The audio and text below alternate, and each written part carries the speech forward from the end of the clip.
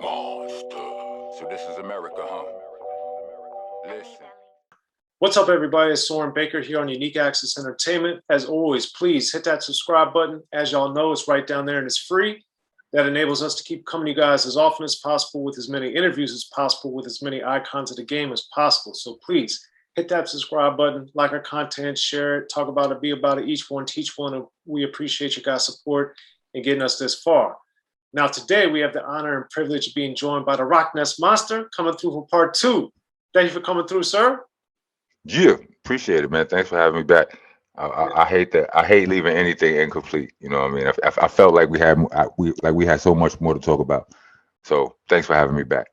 Yeah, it's a pleasure, man. It's a pleasure. So, among the many things you got going on is I know you got a Ron Browz album, The Ether Hmm. Rocks. So, Yes, yes. explain what that is, how it came about.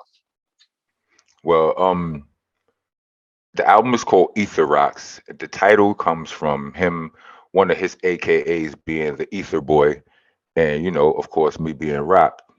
And and me and Ron Browz, we had worked together a couple of times, but we really know each other through a mutual friend of mine. He goes by the name of the Last American B-Boy, and that's my dude. We've been doing a lot. We've been doing a lot of work together these past few years. And one day he just threw an idea out there. He's like, "How would you feel about doing an album with Ron Browz?" And a lot of people don't know how much heat Ron Browz got. You know what I mean? I'm like, they think about they hear his name and they think, oh, we pop champagne, auto tunes and all of that. But this is the same dude who did the beat for Ebonics, the same dude who did the beat for Ether, same dude who did the beat for I Whoop Your Head Boy by 50. Like, he's done so many bangers, like hard and commercial. So I was like, yeah, yeah, yeah, yeah. Or you say Ron Browz, I think Heat. You know what I mean? So I'm like, yeah, and and we have this one thing in common. Like, we both, up until to a certain extent, up until this point, have felt kind of boxed in. Hmm. You know what I mean, or typecasted, so to speak.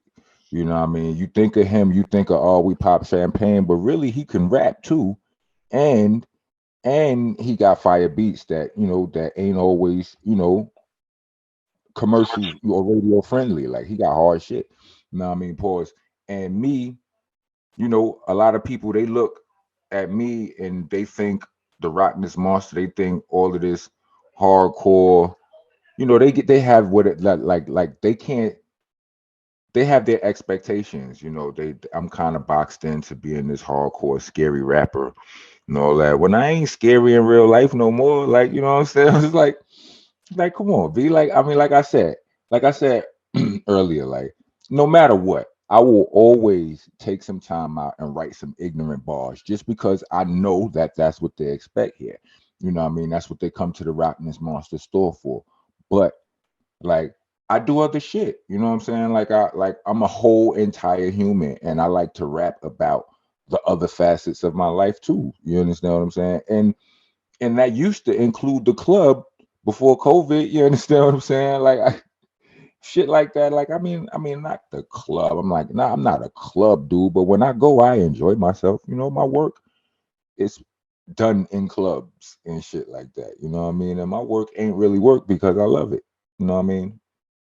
Well, that's why I think when I interviewed you for the last segment, it was important for me to bring up a song like Therapy, because that shows your versatility, Growth. I growth, mean, versatility, all these things. yeah. Yeah, therapy, I felt like that, we did that. I used that as a tool to show our versatility, but the things that I was saying in therapy were truthful. You know what I mean? Like, my mom was always on some aggressive ass, violent type. It was this fucking this hood movie playing in my mind all day that I was the star of and shit. You know what I mean? And and now it's different. You know what I mean? Like, at this point in life, that's not all. Like, now I want to show people other things, other sides of my personality, because they all real and they all relevant and they all make up, who I am. So on Ether Rocks, how do you do that? Um, I got a couple of joints where like there are some ignorant bars on it, right? But there I have a song on Ether Rocks called Flamboyant, which is a ill curveball because it's not really about my, me being flamboyant as far as my attire or lifestyle. I'll give you one line off of it, and the one line is the whole song. The whole song is based off of this one line, not even a half a bar. It goes, "My gun game flamboyant."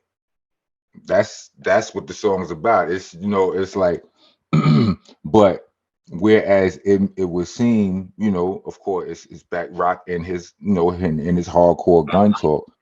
The whole layout of the song, like, is it's about the why. It's about living in America. It's about being a dad. It's about having to protect, what I'm saying, my family. It's about having, it's not just a rah-rah song. Like, it's a very human song.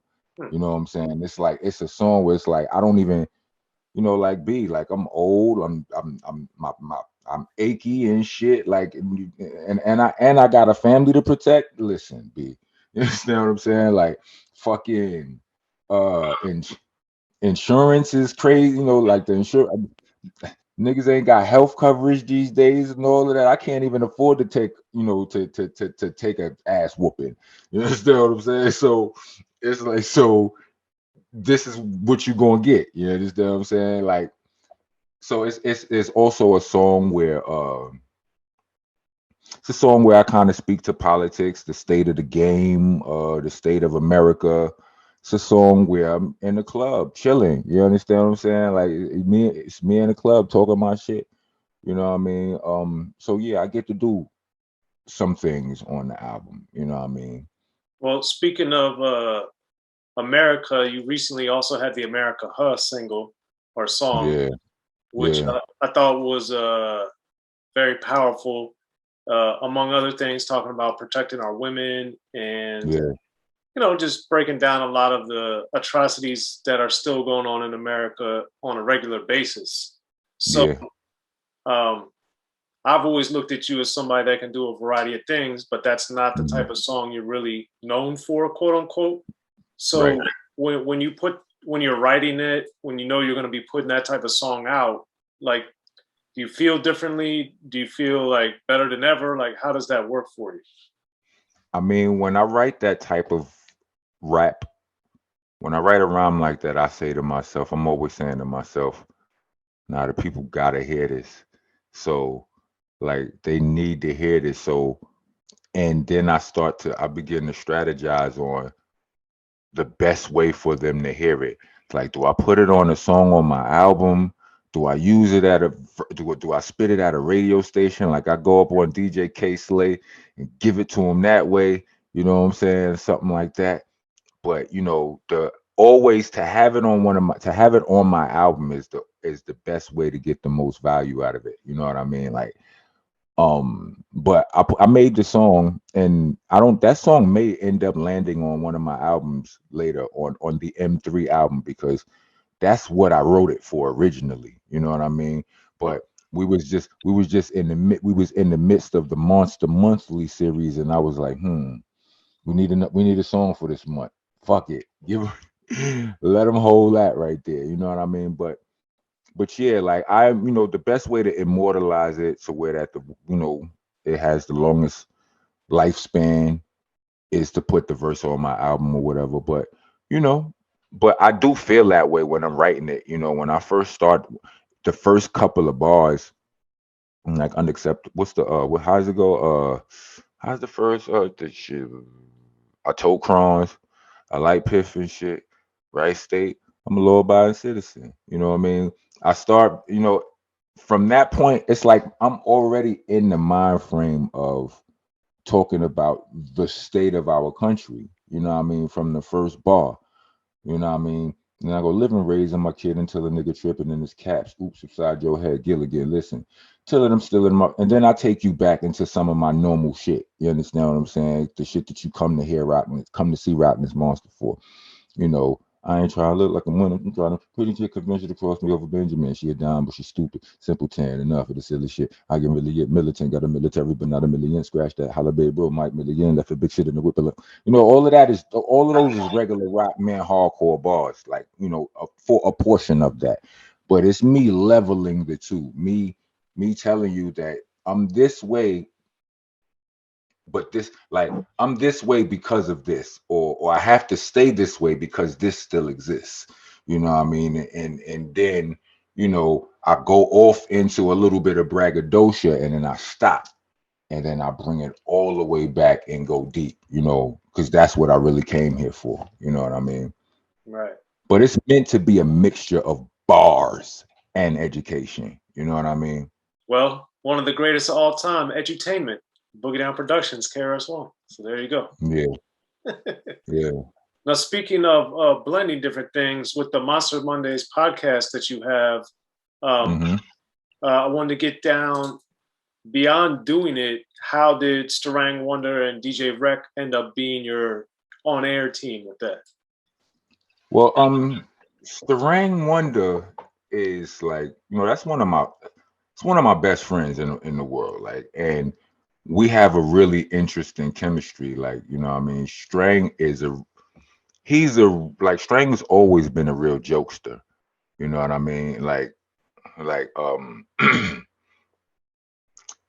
and he used to be a bit of an asshole, you know what I'm saying?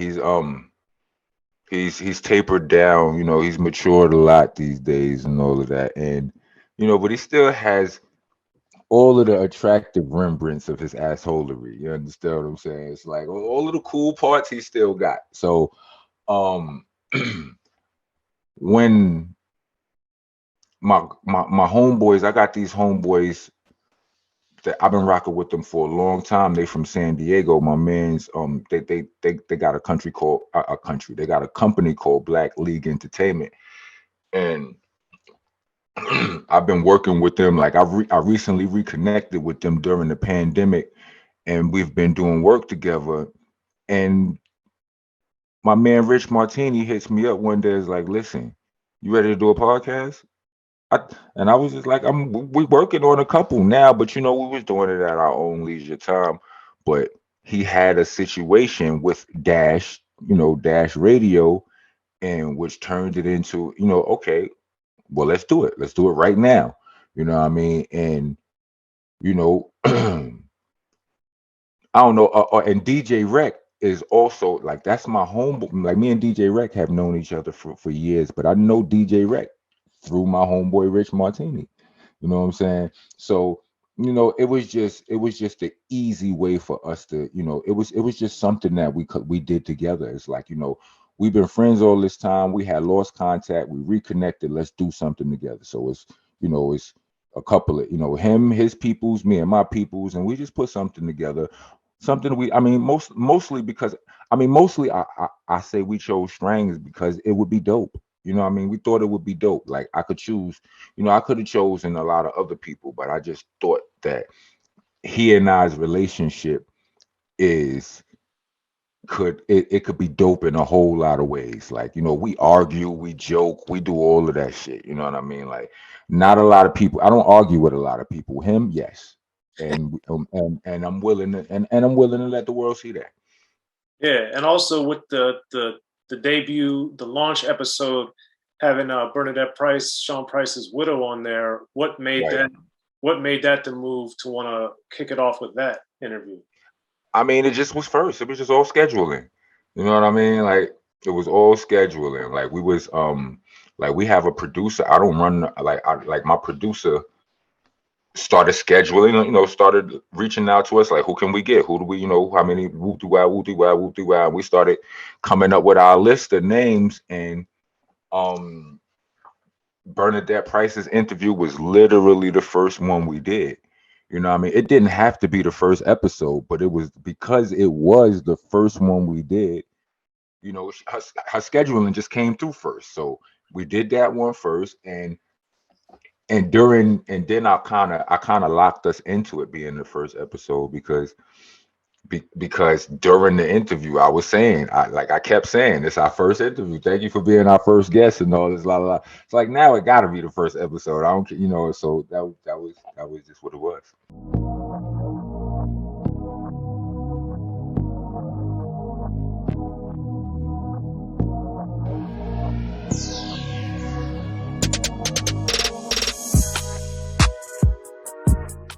Be sure to check out the History of Gangster Rap by Soren Baker. He's official. History of Gangster Rap features exclusive interviews with Ice-T, Snoop Dogg, MC Ren, the D.O.C, and dozens of others. The History of Gangster Rap, a definitive look at how Los Angeles changed rap forever. In Los Angeles, the streets definitely set the tone of the hip-hop music. At 19, I got a $50,000 car. My whole angle always was, I'll be street, but I will always tell you the horrors that go along with this life. There will be penalties and casualties for just wearing the wrong color in somebody's neighborhood. And once gangster rap made it from the streets to the TV, the genre exploded. With Fab 5 on Yo MTV back with NWA. Yo MTV, it just catapulted us from being local heroes to national gangbang rappers. The History of Gangster Rap discusses it all from 1980 up till today. It's always gonna be shit happening in the streets.